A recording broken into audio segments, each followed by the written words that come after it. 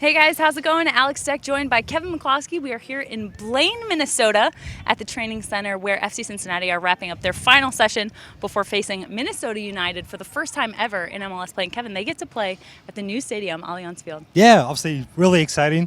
It's a stadium that's 7 months old, so obviously a very special place, I think, for Minnesota as well to come in to MLS 2 years ago and finally have their soccer-specific stadium. I think is a big deal, obviously, for the league, but more importantly for the club.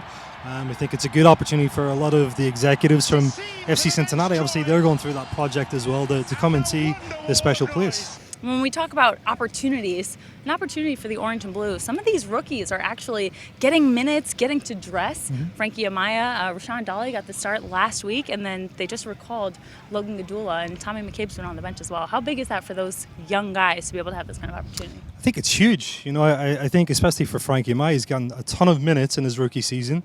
I'm not sure if that was expected when obviously the club signed him, first of all, but for him, I think for his long-term development, I think it's great. For those other players that are coming back, again, it gives them a chance, obviously, to be a part of the squad and maybe contribute this weekend as well. So I think it's very important for the long-term development of those younger players. And we've seen improvement game by game for the Orange and Blue, slowly but surely.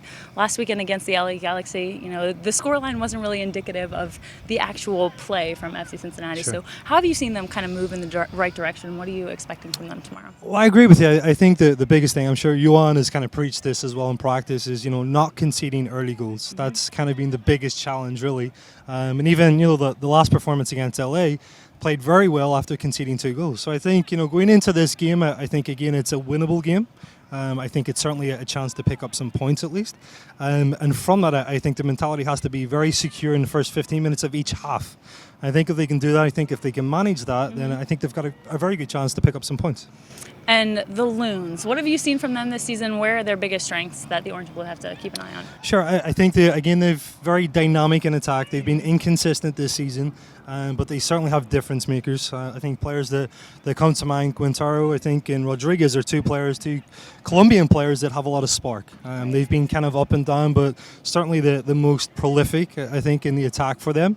I think so for FC Cincinnati, they've got to be aware of that. They also play with their wingers very high. They're very aggressive with their attacking style of play.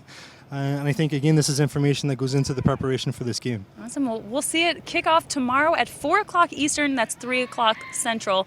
It will be nationally televised on ESPN, or you can listen to the radio. Kevin McCloskey, Tommy G, and Lindsay Patterson. Thanks for watching.